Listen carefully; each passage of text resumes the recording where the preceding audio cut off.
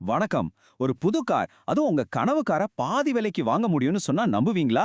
நிஜமாவே சொல்றேன், புத்தம் புது கார எப்படின்னு யோசிக்கிறீங்களா?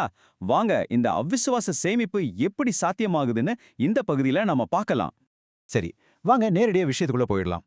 ஒரு பிராண்ட் நியூ கார்ல உண்மையிலேயே 9 லட்சம் ரூபாய்க்கு மேல சேமிக்க முடியுமா? இதுதான் இன்னைக்கு நாம கண்டுபிடிக்க போற விஷயம். இந்த நம்பரை நல்லா பார்த்துக்கோங்க. 9,11,000 ரூபாய். ஆமாங்க, ஒரு ஹியூண்டாய் கிரெட்டா கார் வாங்குனீங்கன்னா இவ்ளோ பணத்தை நீங்க சேமிக்கலாம். இதுல எந்த ஒரு தில்லுமுள்ளு வேலையும் கிடையாது. இது 100க்கு 100% சட்டப்பூர்வமான ஒரு வழி. அதுதாங்க எங்க ஹைலைட்டே. அப்போ இதோட ரகசியம் என்ன? இது ஏதோ ஸ்கேமோ இல்ல ஏமாத்து வேலையோ கிடையாதுங்க. இது நம்மள மாதிரி சம்பளம் வாங்குற நிறைய பேருக்கு ஏற்கனவே இருக்கிற ஆனா பலருக்கும் தெரியாத ஒரு சூப்பரான கார்ப்பரேட் சலுகை. இந்த திட்டத்தோட பேர் தான் சிடிசி பேஸ்டு கார் லீஸ். சிம்பிளா சொல்லணும்னா, உங்க கம்பெனியே உங்களுக்கு ஒரு காரை பெர்க்கா கொடுக்கும். அதுக்கான மாச வாடகை உங்க மொத்த சம்பளத்துல இருந்து, அதாவது டாக்ஸ் பிடிக்கிறதுக்கு முன்னாடியே எடுத்துக்குவாங்க. இந்த டாக்ஸுக்கு முன்னாடிங்கிற வார்த்தையை நல்லா நோட் பண்ணிக்கோங்க. அதுதான் இங்க மேட்டரு. ஓகே, இந்த சிடிசி லீஸ் எப்படி ஒர்க் ஆகுதுன்னு ஒரு 4 ஸ்டெப்ல பாத்திரலாம். ஸ்டெப் 1, உங்க கம்பெனி ஒரு லீசிங் கம்பெனியோட டை அப் பண்ணுவாங்க. ஸ்டெப் 2, உங்களுக்கு என்ன கார் வேணுமோ அதை நீங்க செலக்ட் பண்ணுவீங்க. ஸ்டெப் 3, அந்த லீசிங் கம்பெனி அந்த காரை வாங்கி உங்க கம்பெனிக்கு லீஸ்க்கு கொடுப்பாங்க. கடைசியா ஸ்டெப் 4, உங்க கம்பெனி அந்த காரை உங்களுக்கு கொடுப்பாங்க. இதுக்கான பேமெண்ட் உங்க ப்ரீ டாக்ஸ் சேலரில இருந்து போயிடும். ரொம்ப சிம்பிள் இல்லையா? சரி, இப்பதான் நாம இந்த விஷயத்தோட மேஜிக்கே என்னன்னு பார்க்க போறோம். அதாவது அந்த டாக்ஸ் சேவிங்ஸ் எப்படி நடக்குது, வாங்க பார்க்கலாம். பாருங்க, உங்க கார் லீஸ் வாடகை உங்க மொத்த சிடிசில இருந்து டைரக்டா போயிடுது. இதனால என்ன ஆகுதுன்னா, இன்கம் டாக்ஸ் கணக்குப்படி அந்த பணத்தை நீங்க சம்பாதிக்கவே இல்லைன்னு அர்த்தம். சோ நீங்க 30% டாக்ஸ் பிராக்கெட்ல இருந்தீங்கன்னா, அந்த வாடகை பணத்துக்கு கட்ட வேண்டிய 30% வரிய நீங்க அப்படியே சேமிக்கிறீங்க. இதுதாங்க கணக்கு.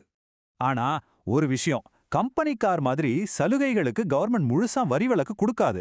அதுக்கு பதிலா பர்ச்சேஸ் இட் வேல்யூன்னு ஒன்று வச்சிருக்காங்க. அதாவது என்னன்னா, காரோட முழு செலவையும் உங்க வருமானமா கணக்கு காட்டாம அதுக்கு பதிலா கவர்மெண்ட் ஃபிக்ஸ் பண்ற ஒரு சின்ன பேரளவு தொகைக்கு மட்டும் நீங்க டாக்ஸ் கட்டினா போதும்.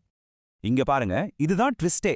காரோட உண்மையான வருஷ வாடகை செலவு கிட்டத்தட்ட 4.5 லட்சம் ரூபாய். ஆனா நீங்க டாக்ஸ் கட்ட வேண்டிய அந்த பர்ச்சேஸ் வேல்யூ வெறும் 60,000 ரூபாய் தான். பாத்தீங்களா வித்தியாசத்தை? இந்த பெரிய கேப் தான் உங்க சேமிப்புக்கு காரணமே.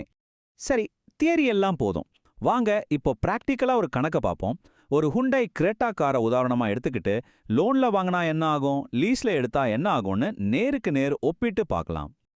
ஃபர்ஸ்ட், நம்ம எல்லாருக்கும் தெரிஞ்ச வழி, அதாவது ஒரு கார் லோன் போட்டு வாங்குறது. இதுல நாம சம்பாதிச்சு டாக்ஸ் எல்லாம் கட்டினதுக்கு அப்புறம் கையில இருக்கிற பணத்தை வச்சு தான் எல்லாம் பண்ணணும். அடுத்தது இந்த போட்டிக்கு வர்றது நம்ம சிடிசி கார் லீஸ். இதோட ப்ளஸ் பாயிண்டே என்னன்னா, நம்ம டாக்ஸ் கட்டுறதுக்கு முன்னாடி இருக்கிற பணத்தை யூஸ் பண்றது தான். இப்போ இந்த டேபிள கொஞ்சம் க்ளோஸா பாருங்க.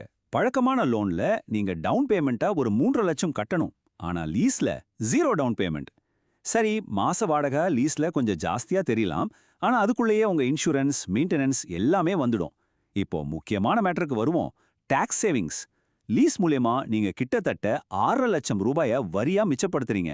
அது மட்டும் இல்ல, அந்த டவுன் பேமெண்ட் கட்டாததுனால அந்த காசை இன்வெஸ்ட் பண்ணி அதுல வர லாபமும் உங்களுக்கு தான். சோ ஃபைனலா மொத்த செலவை பாருங்க. லோன்ல உங்களுக்கு 12.5 லட்சம் ரூபாய் செலவாகிற இடத்துல லீஸ்ல வெறும் 3.5 லட்சத்துக்கும் கம்மியா தான் செலவாகுது. நினைச்சு பார்க்க முடியுதா? கிட்டத்தட்ட 9 லட்சம் ரூபாய் நேரடி சேமிப்பு. இதுதாங்க கேம் சேஞ்சர். இந்த ஆய்வுல சொல்ற விஷயத்தையே நான் திரும்பவும் சொல்றேன். கார் லீசிங் மூலமா நீங்க 9.11 லட்சம் ரூபாய் சேமிக்க முடியும். அதுவும் ரொம்ப முறையான சட்டப்பூர்வமான வழியில 50%க்கும் மேல சேமிக்கிறீங்க. இதுதாங்க இதுல நாம புரிஞ்சுக்க வேண்டிய முக்கியமான விஷயம். சரி, எல்லாம் நல்லா தான் இருக்கு. ஆனா எல்லாருக்கும் மனசுல ஒரு கேள்வி ஓடிட்டே இருக்கும். நான் வேலைய மாத்தினா என்ன பண்றது? கரெக்ட் தானே? வாங்க அந்த ஒரு பிராக்டிகலான பிரச்சனையும் பாத்திரலாம். நீங்க வேலை மாறும்போது பொதுவா உங்களுக்கு 3 ஆப்ஷன்ஸ் இருக்கும். ஒன்னு, உங்க பழைய கம்பெனிலேயே உங்க கூட வேலை பார்க்குற கொலீகுக்காவது இந்த லீஸை மாத்தி விட்டுறலாம். ரெண்டாவது, நீங்க போற புது கம்பெனிக்கே இந்த லீஸை அப்படியே கொண்டு போயிடலாம். சில கம்பெனிஸ் இதுக்கு ஓகே சொல்லுவாங்க. மூணாவது ஆப்ஷன், ஒரு செட்டில்மெண்ட் அமௌண்ட்டை கட்டி லீஸை க்ளோஸ் பண்ணிட்டு காரை உங்க பேர்லயே மாத்திக்கலாம். இதுல நீங்க முக்கியமா கவனிக்க வேண்டியது என்னன்னா, உங்களால இந்த லீஸை வேற ஒருத்தருக்கோ இல்ல உங்க புது கம்பெனிக்கோ டிரான்ஸ்ஃபர் பண்ண முடிஞ்சதுன்னா உங்களுக்கு எந்த விதமான எக்ஸ்ட்ரா செலவோ பெனால்ட்டியோ கிடையாது. 0 காஸ்ட். சரி, இப்போ நாம கிட்டத்தட்ட கடைசி கட்டத்துக்கு வந்துட்டோம். இது எல்லாத்தையும் கேட்டதுக்கு அப்புறம் நாம என்ன புரிஞ்சுக்கணும்? உங்களுடைய அடுத்த ஸ்டெப் என்னவா இருக்கணும்? அப்போ இவ்வளவு விஷயங்களையும் தெரிஞ்சுக்கிட்ட பிறகு லட்சக்கணக்கில் சேமிக்கிற அந்த வாய்ப்பை அடைய நீங்க செய்ய வேண்டிய முக்கியமான ஒரே ஒரு விஷயம், அது என்ன? பதில் ரொம்பவே சிம்பிள். நீங்க செய்ய வேண்டியது ஒரே ஒரு விஷயம்தான். நாளைக்கு இல்ல, இன்னிக்கே உங்க ஹெச்ஆர் டிபார்ட்மெண்ட் கிட்ட போய் இந்த ஒரு கேள்வியை மட்டும் கேளுங்க. நம்ம கம்பெனில சிடிசி கார் லீசிங் பிளான் இருக்கா? அவ்வளவுதாங்க. இந்த ஒரு சின்ன கேள்வி உங்க கனவு காரை பல லட்சம் ரூபாய் சேமிப்போட உங்க வீட்டு வாசல்ல கொண்டு வந்து நிறுத்துறதுக்கான முதல் படியா இருக்கலாம். சோ யோசிக்காதீங்க, ஜஸ்ட் போய் கேளுங்க.